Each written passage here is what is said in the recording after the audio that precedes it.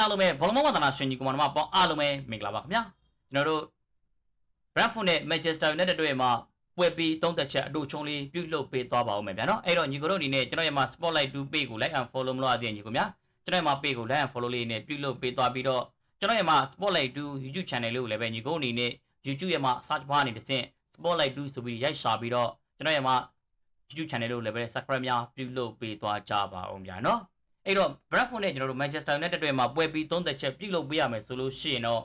့ကျွန်တော်တို့ Brentford တို့ကတော့ Manchester United ကို 3-1 ဆိုတဲ့ရလဒ်နဲ့ဂိုးပြတ်နဲ့အနိုင်ရလဒ်ထွက်ပေါ်ခဲ့တာပဲဖြစ်ပါတယ်အဲ့တော့ဒီပွဲစဉ်မှာကျွန်တော်တို့အနေနဲ့ Manchester United ဘက်ကပဲအဓိက highlight ထားပြီးတော့ကျွန်တော်တို့တွေအပြစ်ပြောသွားမယ်အပြစ်တွေတင်သွားမယ်အဲ့တော့ညီကိုတို့အနေနဲ့ Manchester United ကိုအပြစ်ပြောတာမကြိုက်ဘူးဆိုတဲ့ညီကိုများတော့ဝောင်ရှိဝေးဝေးရှောင်သွားဖို့အကြံပြုပါရစေပထမဆုံးအနေနဲ့ကတော့ကျွန်တော်တို့ Manchester United တို့ရဲ့မှာပထမဆုံးအပြစ်တင်ခြင်းနဲ့လူကတော့နီးပြအာမိုရင်ပဲဖြစ်ပါတယ်အဲ့တော့မင်းအနေနဲ့နီးပြအာမိုရင်ကိုဘာဖြစ်လို့ပထမဆုံးအပြစ်တင်နေတာလဲဆိုတော့နီးပြအာမိုရင်ဆိုလို့ရှိရင်တော့တကယ်ကိုပဲ Manchester United တို့ရဲ့မှာကစားသမားတွေအားလုံးကသူ့ရဲ့မှာနီးစနစ်မှာအသုံးမဝင်ပါဘူးမလုပ်တတ်ပါဘူးမကင်တတ်ပါဘူးဆိုတဲ့အနေအထားမျိုးမှာလည်းပဲသူကသူ့ရဲ့မှာပုံမှန်ကစားကွက် 3-back system နဲ့ပွဲထွက်လာခဲ့တယ်အဲ့ဒီအနေအထားမှာပဲ Manchester United တို့ရဲ့မှာကစားသမားတွေအားလုံးကစပြီးတော့ကြောင်ပြောက်တာပဲဗျာနော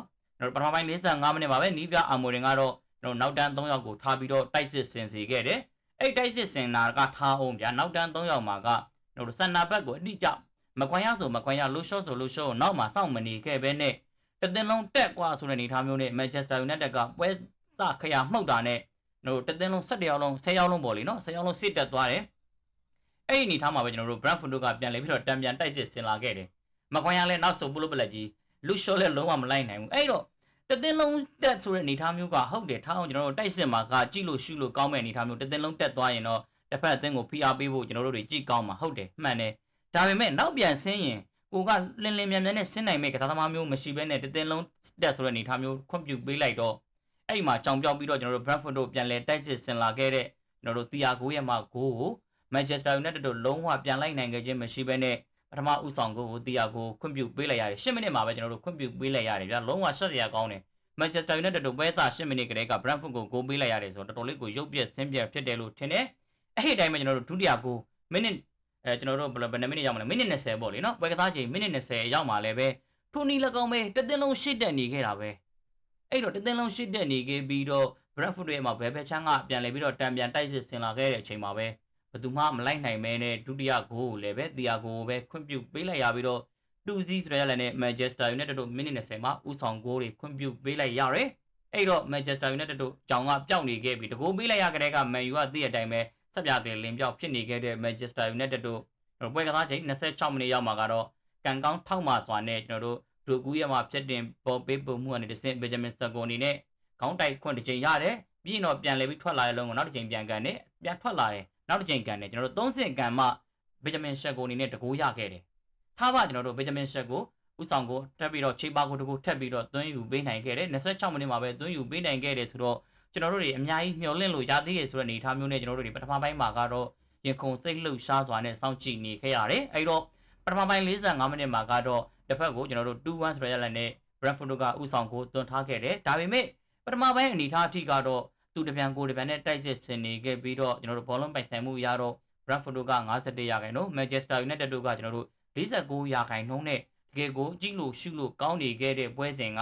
ကျွန်တော်တို့ဒုတိယပိုင်း45မိနစ်မှာတော့လုံးဝအားလုံးကတခြားစီဖြစ်သွားခဲ့တယ်ဗျာနော်ဒုတိယပိုင်း45မိနစ်မှာဆိုလို့ရှိရင်တော့ Manchester United တို့အနေနဲ့တသင်းလုံးတက်ဆိုတဲ့အနေအထားမျိုးနဲ့ပြန်လည်ပြီးတိုက်စစ်ဆင်မှုစူးစမ်းခဲ့ပေမဲ့ Brentford ရဲ့မှာတကယ်ကိုကောင်းမွန်လာတဲ့ကျွန်တော်တို့နောက်တန်းနေနဲ့တကယ်ကိုပဲခိုင်ခန့်လာတဲ့ဂိုးလေတွေအားလုံးစုပေါင်းပြီးတော့ Manchester United တို့ကိုလုံးဝဘောလုံးပိုင်ဆိုင်မှုအသာစီးနဲ့ပြန်လည်ထိန်းချုပ်သွားပြီးတော့ဒုတိယပိုင်းတစ်ပိုင်းလုံးမှာပဲ Brentford တို့ကပဲဘောလုံးကင်ပြီးတော့ Manchester United တို့ကိုချင်းချောက်နေခဲ့တော့ပဲဖြစ်ပါတယ်အဲ့တော့ကျွန်တော်တို့ပွဲကစားချိန်ကဒီလိုနဲ့ကျွန်တော်တို့မိနစ်62မိနစ်အထိအရောက်ပေါ့လေနော်62မိနစ်ဝန်းကျင်မှာပဲကျွန်တော်တို့အမ်ဘူမိုရဲ့မှာကျွန်တော်တို့ဘယ်လိုပြောမလဲအလုတ်အရှားနေတစ်ဆင့်ပေါ့လေနော် Brentford ရဲ့မှာ area ထဲမှာကျွန်တော်တို့အမ်ဘူမိုကိုတစ်ဖက်ကပြစ်ဒဏ်ပေါ်ကျူးလွန်လိုက်တဲ့အတွက်ပနတီရတယ်ပေါ့ဗျာနော်အမ်ဘူမိုကလည်းပဲအဲ့ပနတီတစ်လုံးပဲယူပေးခဲ့တာတစ်ပွဲလုံးအသုံးမကျဘူးဗျာအဲ့တော့အထားပါအမ်ဘူမိုပနတီတစ်လုံးယူပေးတယ်ပနတီလဲရရောကျွန်တော်တို့ရဲ့မှာအသင်းကောင်းဆောင်ဖြစ်တဲ့ Bruno Fernandes အနေနဲ့ကန်ခွင့်ရခဲ့တယ်သူ့အနေနဲ့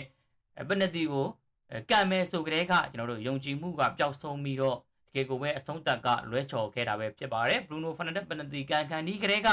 ကျွန်တော်တို့ကြည့်နေတဲ့ညီကိုတွေအားလုံးသိပါလိမ့်မယ်ဘရူနိုဖာနန်ဒက်ပနတီကန်မဲ့အချိန်မှာဝင်မမလားဆိုတဲ့အတွေ့ကျွန်တော်တို့မန်ချက်စတာယူနိုက်တက်ပွဲကြည့်နေတဲ့ပရိသတ်အယောက်100ဆိုလို့ရှိရင်ကျွန်တော်69ယောက်လောက်ကအဲ့ဒီအတွေ့ဝင်လိမ့်မယ်လို့ကျွန်တော်ကတော့ထင်တာပဲဗျာနော်ကျွန်တော်ကိုယ်တိုင်လည်းပဲဘရူနိုဖာနန်ဒက်အနေထားကပနတီဝင်မ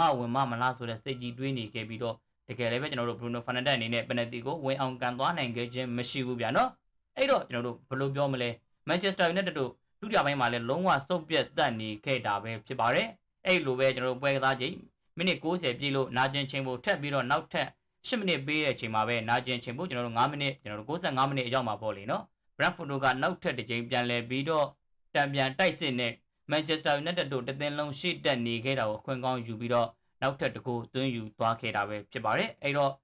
Manchester United တို့အနေနဲ့တသင်းလုံးတက်နေတဲ့အနေထားအနေပဲ3ဂိုးလုံးပေးလိုက်ရတာပဲဖြစ်ပါတယ်အဲ့တော့ညီကိုတို့ကြည့်နေတဲ့သူတွေအားလုံးလည်းသိပါလိမ့်မယ်ဒီနေ့ညပွဲမှာကတော့အထူးသဖြင့်တော့ပထမဦးဆုံးအဓိက highlight အပြစ်တင်နေတာကတော့နီးပြအာမိုရီမှာကျွန်တော်တို့3 back system နဲ့သူ့ရဲ့မှာ Sporting မှာတော့ကသွားနေတဲ့နီးစနေကြီးတိုင်းသွားနေခဲ့တာဆိုတော့ဘလို့မှကိုအဆင်မပြေတော့ဘူး Sporting တို့ကစားနေခဲ့ရတဲ့ Portuguese League နဲ့ကျွန်တော်တို့ယခုဒီဘက် Premier League တွေကလုံးဝတခြားစီကျွန်တော်တို့ကန်ရတဲ့အသင်းတွေက Manchester United